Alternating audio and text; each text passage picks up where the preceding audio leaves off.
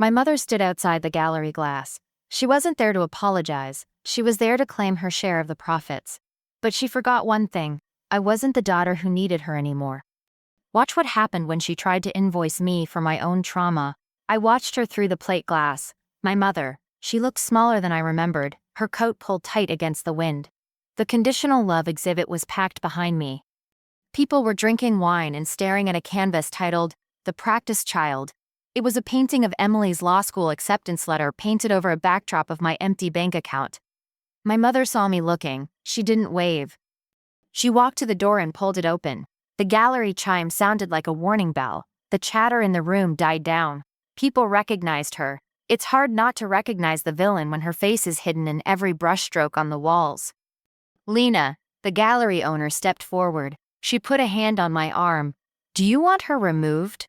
she whispered. "No," I said. "Let her speak the art, hold the face in the world.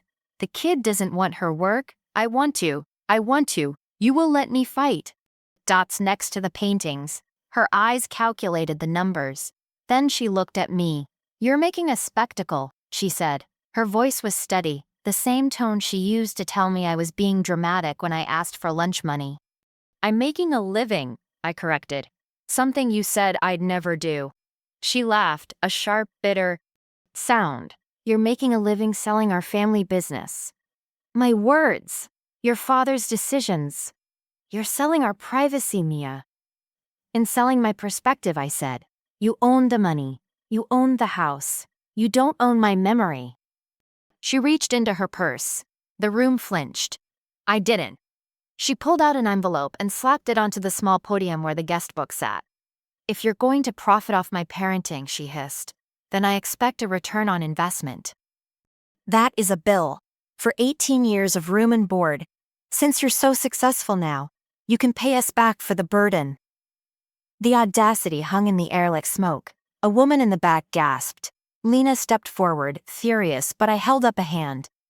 I walked to the podium. I picked up the envelope. I didn't open it. I looked at the painting behind her. It was the centerpiece.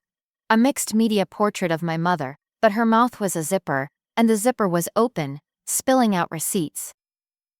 "You're right," I said. "I should pay you for what you gave me." I reached into my pocket and pulled out a single item. It wasn't a check. It was a small, crumpled piece of paper I'd saved since I was 7.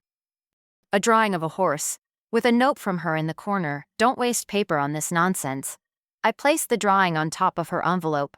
"You gave me the motivation to prove you wrong," I said, my voice carrying to the back of the room. "And that is the only thing I owe you. The rest? The tuition you stole? The love you withheld? Consider this exhibit my receipt. We're even."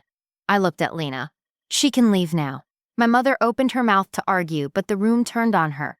It wasn't violent, it was just a wall of cold shoulders. Patrons turned their backs. Critics sipped their wine. She was invisible again. Not because she wasn't born, but because she no longer mattered. She grabbed her envelope and fled. The door chime rang one last time. I didn't watch her go.